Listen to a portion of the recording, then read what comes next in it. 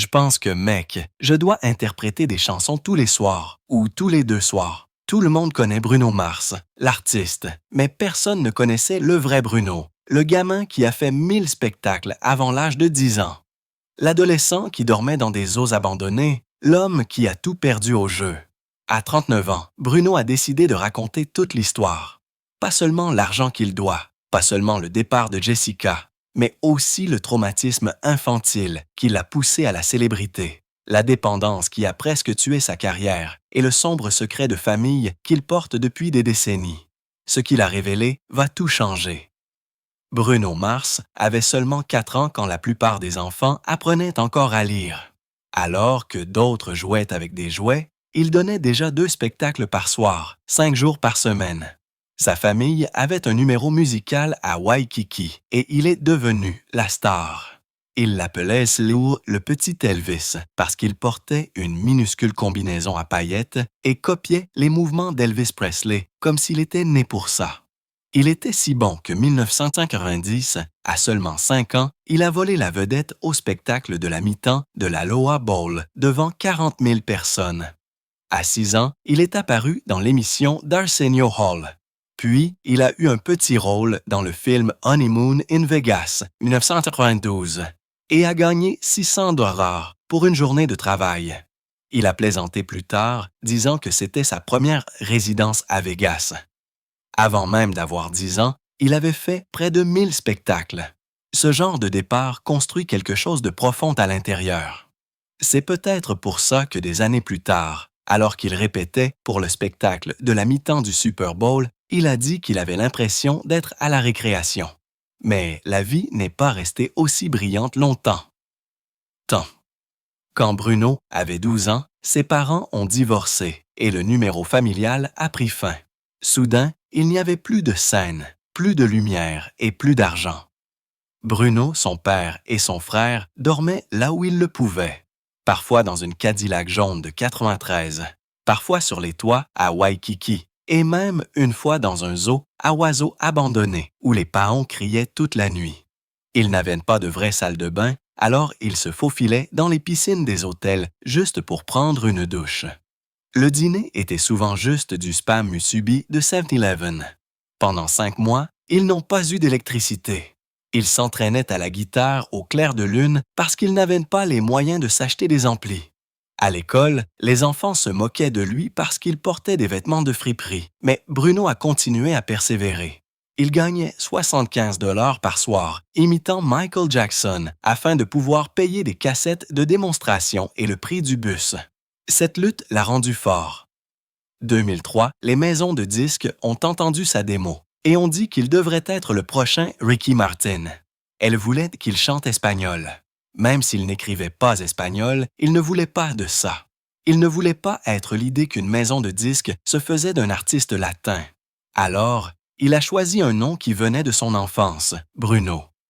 Il venait d'un grand lutteur nommé Bruno Sammartino. Et il a ajouté Mars. Pourquoi? Parce qu'une fille lui avait dit un jour qu'il était si confiant qu'il devait venir de Mars. Quand il a déménagé à Los Angeles, juin 2003, il avait 18 ans. Il est descendu de l'avion avec seulement 600 $, 3 CD de démonstration et le nom Bruno Mars écrit sur son étiquette de bagage. Au cours de sa première année, il a habité à 4 endroits différents, dont un motel à 40 $ la nuit sur Sunset et un studio exigu à Koreatown partagé avec 6 autres gars. Pour survivre, il s'est faufilé dans un emploi de DJ sur Van Nuys Boulevard, même s'il n'avait jamais touché à de l'équipement de DJ. Il s'est fait virer après 2 nuits, mais les 75 $ qu'il a gagnés l'ont aidé à empêcher que son téléphone ne soit coupé. Cet été-là, il y a eu des semaines où il n'a mangé que des tacos à 99 cents de Jack in the Box. Février 2004, Motown lui a offert un contrat. Il ne faisait que 3 pages.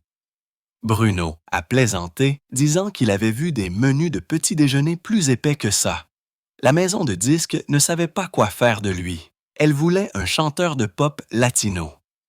9 mois plus tard, elle l'a laissé tomber sans sortir une seule chanson.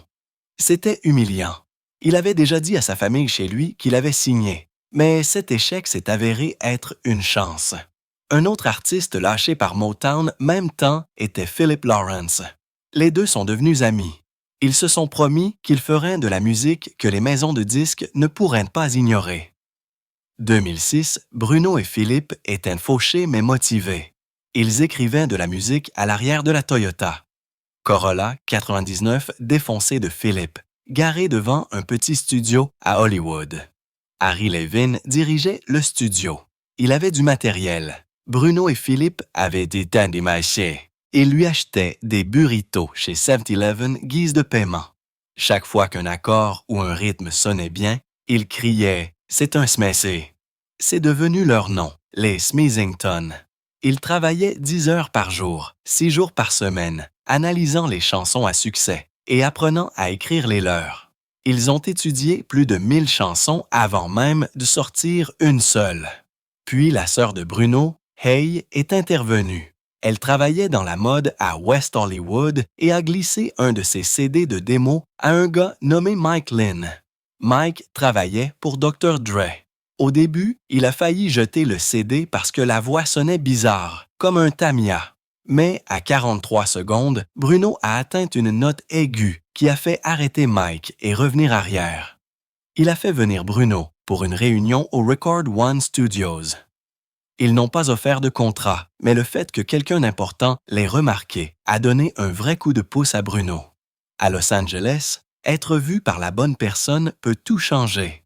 Pour survivre, ils ont vendu une chanson qu'ils avaient écrite pour eux-mêmes, appelée Lost, à Menudo pour 20 000 $.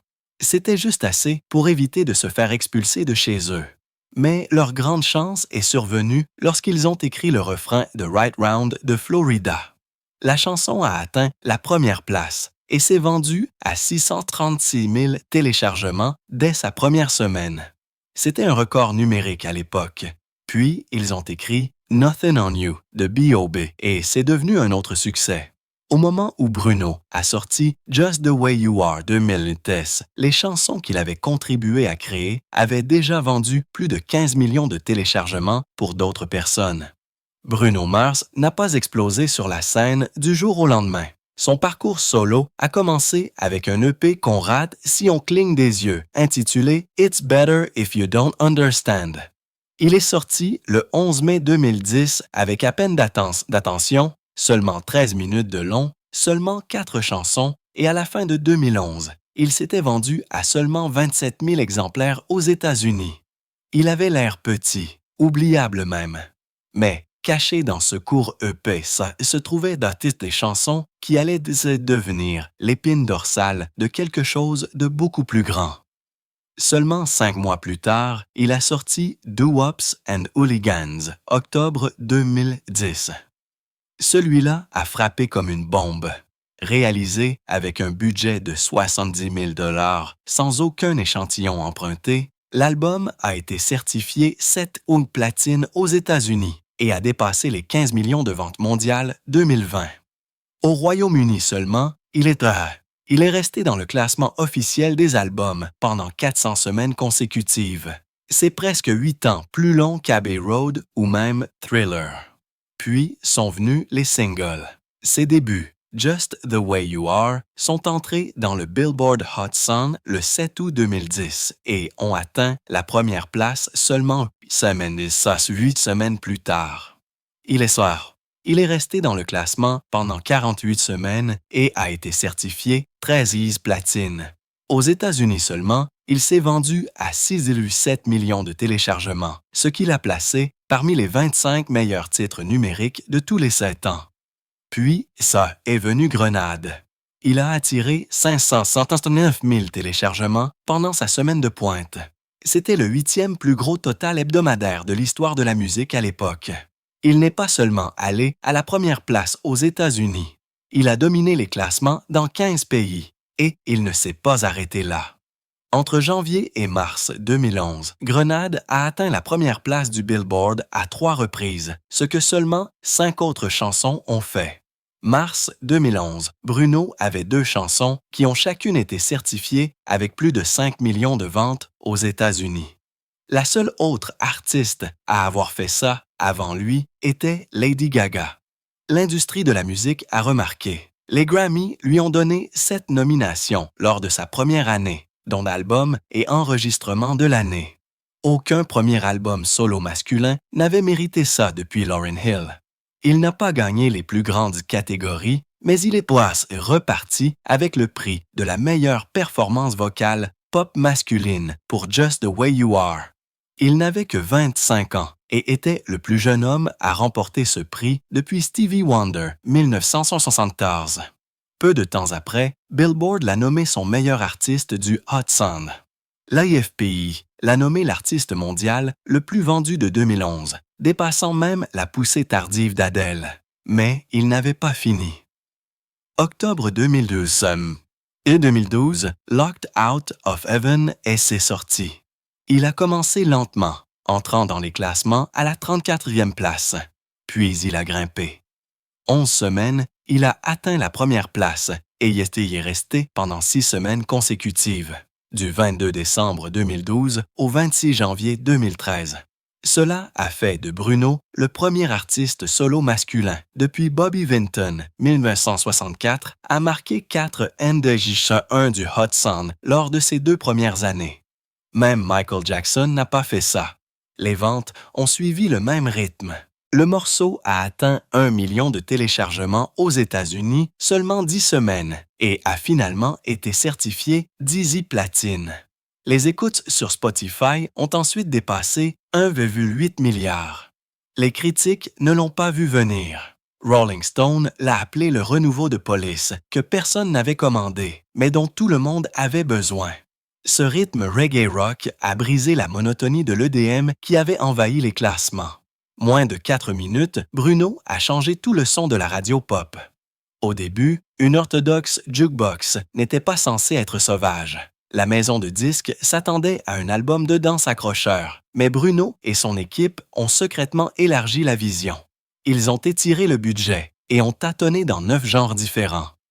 Du miroitement disco de Treasure au rock sensuel audacieux de Gorilla et même au reggae avec Show Me, la maison de disques a paniqué.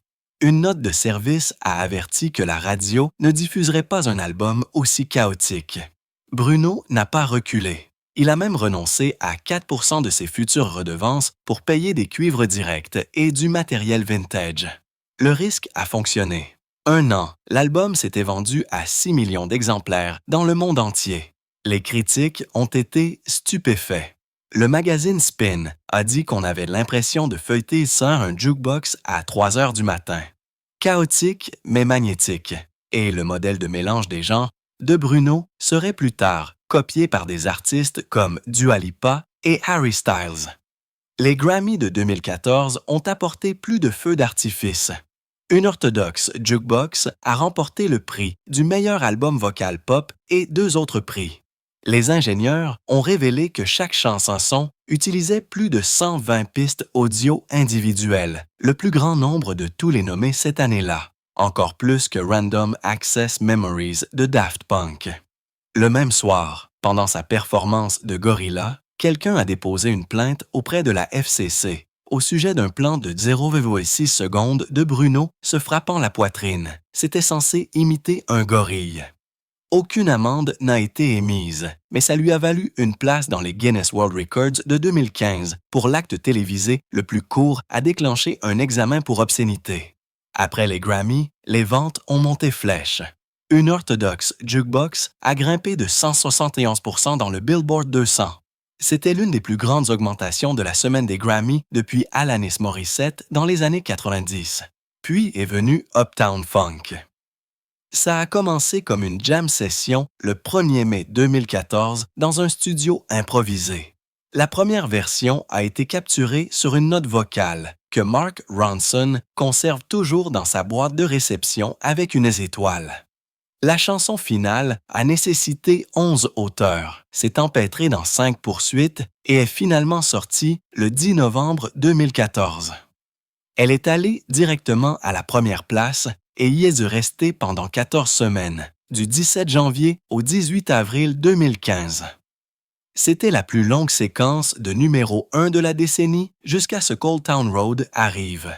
La chanson s'est vendue à 300 000 téléchargements par semaine à son apogée et a atteint 15 millions d'écoutes quotidiennes dans le monde entier.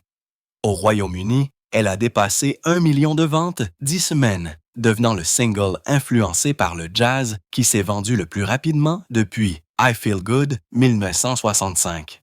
Les gens étaient obsédés. Delta Airlines a même signalé une augmentation de 37% des commandes de boissons première classe le mois où elle est devenue leur chanson d'embarquement.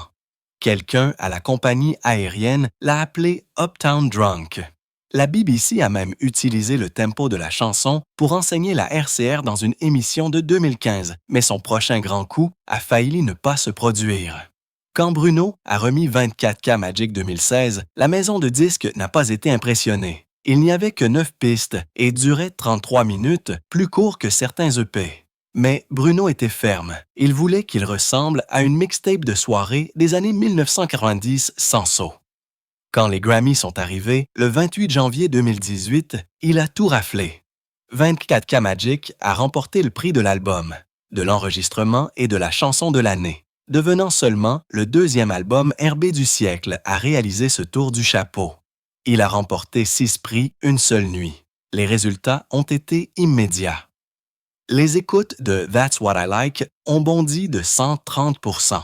Et la chanson a fini par être certifiée Setio Platine.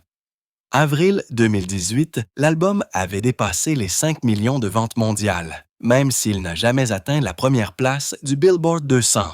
La tournée qui a suivi était tout aussi folle. La tournée mondiale 24K Magic a commencé le 28 mars 2017 à Anvers et s'est terminée le 30 décembre 2018 à Honolulu. Elle comprenait 215 spectacles sur 6 continents. Nouvelle-Zélande, il a battu le record de Beyoncé, vendant 48 433 billets à Auckland, soit 4100 de plus que son arrêt de 2016. Au moment où la tournée s'est terminée, elle avait vendu 3,5 millions de billets et rapporté 367 millions de dollars. Cela l'a placée parmi les 10 tournées les plus lucratives de tous les temps. Elle a même dépassé la tournée originale Joshua Tree de YouTube et le Monster Ball de Lady Gaga. Chaque chanson de 24K Magic a été conçue avec une attention incroyable aux détails. L'intro Talkbox du titre principal reflétait Computer Love de 1987. Les synthés doux de Versace on the Floor rappelaient les classiques de Babyface de 1994. Le remix de Finesse, mettant vedette Cardi B, a été mixé à l'aide d'une console de 25 ans, juste pour correspondre à ce son du début des années 90. Même le nombre de 9 pistes n'était pas aléatoire. Bruno a dit que sa cassette préférée, Don't Be Cruel de Bobby Brown, avait 9 chansons de chaque côté. Les critiques ont adoré. L'un d'eux a appelé l'album Pop's Most Valuable History Lesson et d'autres l'ont crédité d'avoir ramené le funk dans le courant dominant à un moment où tout était axé sur les drops d'EDM. Et d'une façon ou d'une autre, il avait encore plus de surprises. Septembre 2018, Bruno a enregistré le hook pour Wake Up in the Sky de Gucci Mane moins de 30 minutes. La piste était sortie le 14 septembre. Elle a culminé à la 11e place, mais a eu une longévité. Juillet 2025, elle avait été certifiée CC Platine et avait attiré 1,4 milliard d'écoutes sur Spotify, plus que de nombreux succès numéro 1 cette année-là. Il était tard dans la nuit à Las Vegas. Le Dolby Live Theatre était bondé. À 23 ou à 47, Bruno Mars est monté sur scène, vêtu d'un smoking doré. La salle s'est tue. Puis, il l'a dit, Silk Sonic est réel. Quelques secondes plus tard, la musique a commencé.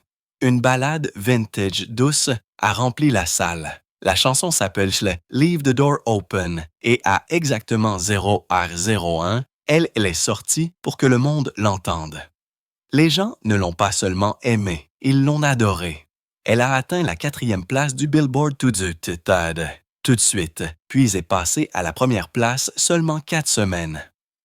Elliott est resté pendant 2 mois entiers.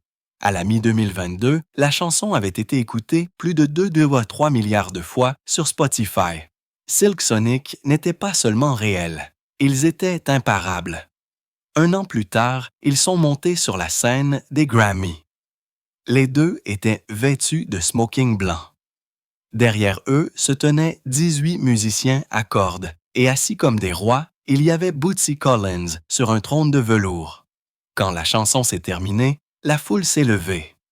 Ce soir-là, Leave the Door Open a remporté le prix de l'enregistrement de l'année, de la chanson de l'année et de la meilleure performance R&B. Leur album An Evening with Silk Sonic est sorti novembre.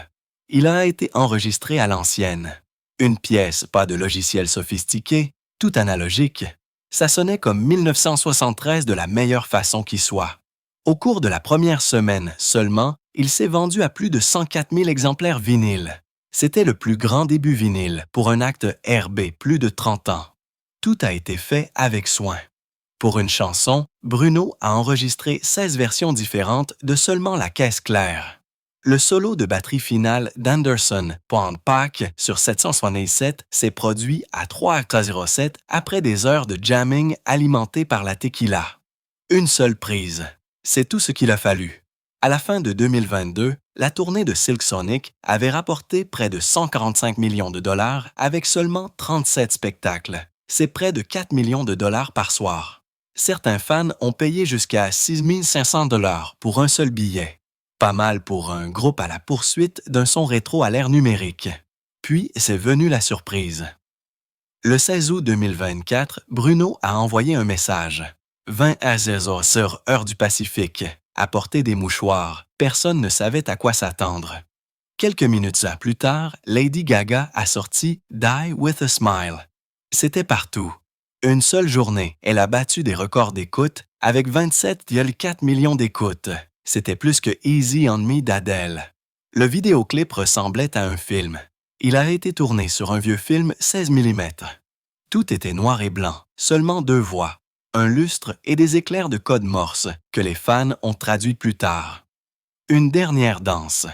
La chanson a dominé les classements pendant 18 semaines consécutives et a été certifiée multiplatine dans 32 pays. Mais elle n'était pas seulement populaire, c'était une machine à sous. Au cours de sa plus grande semaine, elle a rapporté près d'1 million de dollars par jour édition. Chaque seconde de cette chanson valait plus de 11 $. Au Grammy de 2025, Bruno et Gaga l'ont interprété avec une chorale gospel derrière eux. Quand Bruno a atteint une note longue et puissante qui a duré plus de 11 secondes, les gens l'ont appelé un saxophone humain. Ce moment est devenu la tendance numéro 1 sur Twitter. Mais peut-être que la partie la plus folle, le chant final a été fait une seule prise. Il était 4h12 du matin. Bruno venait de fracasser une bouteille de tasse de tequila contre le mur du studio. On peut entendre le verre se briser dans la chanson à 3:18. Il l'a laissé. Il a dit que ça donnait à la chanson une sensation de réalité. Puis est venue une chanson avec Rosé de Blackpink. Elle l'a taquiné avec un riff de guitare de 9 secondes sur TikTok. Moins de 12 heures, 42 millions de personnes l'avaient regardé. Quand la piste complète est sortie, elle est entrée dans le Billboard Hot 100 à la 3e place. Le plus grand début de duo féminin K-pop de l'histoire. La vidéo pleine de néons et de couleurs vives a atteint 100 millions de vues sur YouTube seulement 19 heures. Cela a fracassé des records. 9 mois plus tard, au SoFi Stadium, Rosé se produisait quand les lumières se sont éteintes. Puis Bruno est apparu, le stade a explosé. Les sonomètres ont montré que c'était plus fort qu'un moteur à réaction. Pendant que les deux chantaient à paix ensemble, 1,2 tonnes de confettis est tombé. Le même soir, Spotify a signalé un pic de diffusion de la chanson de 300% au-delà de 80%. Près d'1 an après sa sortie initiale, elle était soudainement de retour près du sommet des classements. Les gens se demandaient ce que voulait même dire AP. Finalement, Bruno l'a expliqué. Ça voulait dire After Party Tango. Il a dit que c'était basé sur une nuit à Buenos Aires 2019 où lui et Rosé ont dansé jusqu'au lever du soleil. Il y a une vidéo de ça, mais elle est enfermée dans le téléphone de Bruno. Seul Rihanna a-t-il plaisanté, c'est comment l'ouvrir. Août 2025, la chanson avait été diffusée plus de 3 milliards de fois et le duo a ajouté 48 millions de dollars ventes de produits dérivés à la tournée mondiale de Blackpink. La portée de Bruno à travers les genres n'a cessé de croître, mais derrière toutes les lumières et les records, il y avait quelque chose de plus personnel qui se déroulait. Au printemps 2011, bien avant les Grammy et les tournées, Bruno a rencontré Jessica Caban dans un restaurant d'hôtel à New York. Elle venait de passer une audition de mannequin. Il venait de terminer un spectacle. Ils se sont regardés dans les yeux pendant 40 minutes. Il n'a pas bougé. Puis finalement, il s'est approché. Ils ont parlé jusqu'à 2h00 du matin, longtemps après que les chaises aient été empilées et que les lumières aient été éteintes. Moins d'1 an, elle a tout quitté et a déménagé à travers le pays pour être avec lui. Au début, elle dormait sur un matelas pneumatique pendant qu'il faisait le tour du monde. Mais lentement, ils ont construit une vie. 2014, ils avaient une maison à Studio City et un chien nommé Geronimo. Bruno n'a jamais beaucoup parlé d'elle. Il l'a appelée My Rock une fois dans une entrevue et est passé à autre chose. Même la chanson déchirante « When I Was Your Man », il ne dirait pas grand-chose. Il a dit qu'il avait l'impression de saigner sur une cassette. Les gens ont deviné qu'il l'avait écrite pendant une période difficile avec Jessica. Elle venait rarement à des événements. 13 ans, seulement 3 tapis rouges, puis plus rien. Et à la fin de 2024, les fans ont remarqué quelque chose d'étrange. Ses publications d'anniversaire ont disparu. Quelques jours plus tard, Bruno s'est envolé seul pour Tokyo. Il portait le collier or qu'elle lui avait donné, mais il l'avait tourné vers l'arrière pour cacher ses initiales. Puis est venu un commentaire sur la photo de plage de Jessica, janvier 2025.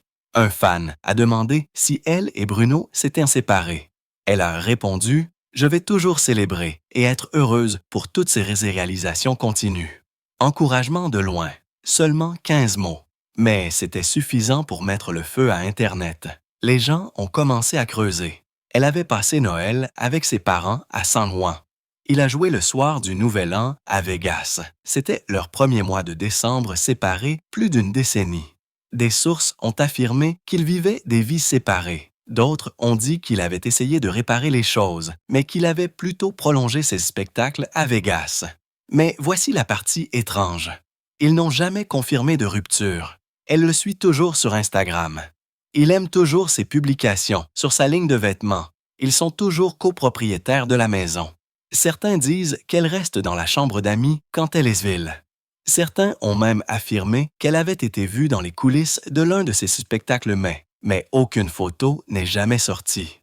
Tout a commencé le 15 mars 2024. News Nation a diffusé un segment qui ne nommait aucune source, mais ça n'avait pas d'importance. L'allégation était assez folle pour prendre feu. Ils ont dit que Bruno Mars devait environ 50 millions de dollars au complexe MGM après avoir accumulé des dettes de jeu et, pour rembourser, il était censé travailler à travers ses spectacles résidences au parc MGM. Quelques heures, Internet a explosé. Les blogs de potins ont répété le nombre sans hésitation. Les fils Reddit se sont déchaînés avec des publications affirmant que MGM le possédait essentiellement maintenant. Les talk shows ont aussi parlé. Shannon Sharpe a même dit à son public qu'il avait entendu dire que Bruno avait déjà perdu 17 millions de dollars une seule nuit à une table de blackjack. Peu importait si c'était vrai ou non. L'image était trop parfaite. Une star mondiale de la pop chantant l'or et les richesses secrètement piégées par une montagne de dettes de casino. C'était fait pour des manchettes virales. Seulement 2 jours, un mot-clic Bruno à briser était partout. Et l'expression Bruno Mars, 50 millions de dollars ou dettes apparaissait soudainement dans plus de 4 millions de résultats Google. Tout cela remontait à une seule allégation anonyme. Le même jour, MGM Resorts a réagi rapidement, non pas avec des discours de relations publiques vagues, mais avec une déclaration claire et directe. Ils ont dit à Forbes et Billboard que Bruno ne leur devait rien. Leurs mots exacts étaient « aucune dette ». Ils ont même dit que leur relation était basée sur le respect mutuel. Et ils se sont assurés de rappeler à tout le monde que Bruno était l'un des meilleurs artistes du monde. Il ne s'agissait pas seulement de protéger son image. MGM avait de plus grandes raisons. Si le public croyait vraiment que leur principale tête d'affiche se noyait dans les dettes, cela pourrait rendre les investisseurs nerveux. Cela pourrait même soulever des préoccupations juridiques. Les gens chuchotaient déjà que MGM avait planté l'histoire juste pour vendre plus de billets. Mais leur démenti officiel était assez fort pour mettre fin à ça. Moins de 3 jours, les principaux médias, comme Variety, ont répété leur déclaration mot pour mot, et le cours de l'action de MGM n'a pas bougé. Wall Street, semblait-il, les croyait. Bruno, cependant, n'a pas publié de déclaration ennuyeuse. Il a transformé toute l'affaire une blague. Pendant son spectacle au Parc MGM le 12 avril, il a regardé la foule et a dit, tout à fait sérieux, « Depuis qu'ils ont dit que j'étais sur le crochet pour 50 millions, mon téléphone est resté sec. Où sont mes amis quand je suis au sommet? » La foule a rugi. Ce moment a été coupé, partagé et regardé plus de 6,8 millions de fois sur TikTok une seule journée. Quelques mois plus tard, le 28 janvier 2025, Spotify a annoncé qu'il venait d'atteindre 150 millions d'auditeurs mensuels. Bruno l'a republié et a ajouté une légende. Continuez à diffuser. Je serai sorti de la dette un rien de temps. Puis, 2 semaines après ça, il a surpris tout le monde apparaissant sur scène avec Rosé de Blackpink au SoFi Stadium. Sa première ligne, presque sortie de la dette. Celle-là est allée directement sur Instagram et a attiré 32 millions de vues seulement 3 jours. Chaque fois qu'il plaisantait, l'histoire perdait de son piquant. Et chaque fois qu'il disait quelque chose, les gens le partageaient. C'est devenu de la publicité gratuite pour ses spectacles et ses chansons. Pourtant, il y avait une raison pour laquelle tant de gens y ont cru premier lieu. Le nombre de 50 millions de dollars semblait élevé, mais pas impossible. À Vegas, les gros joueurs parient souvent 50 000 $ sur une seule main de blackjack. Si quelqu'un comme Bruno perdait ce genre d'argent seulement 1000 fois quelques années, le total atteindrait 50 millions de dollars. Les experts matière de jeu ont souligné ça, disant que les calculs étaient faits logiques. Et Bruno lui-même avait admis dans le passé qu'il avait commencé à jouer avant même d'être assez vieux et qu'il avait déjà tout perdu dans une partie de poker. Ça a rendu la rumeur encore plus réelle. Combinez ça avec ses revenus massifs. Il gagnerait apparemment 1,5 million de dollars par spectacle, pour un total d'environ 90 millions de dollars par année. Et il n'était pas difficile pour les fans de l'imaginer vivre comme une sorte de Sinatra des temps modernes, gagnant et perdant des fortunes sous le même toit de néon.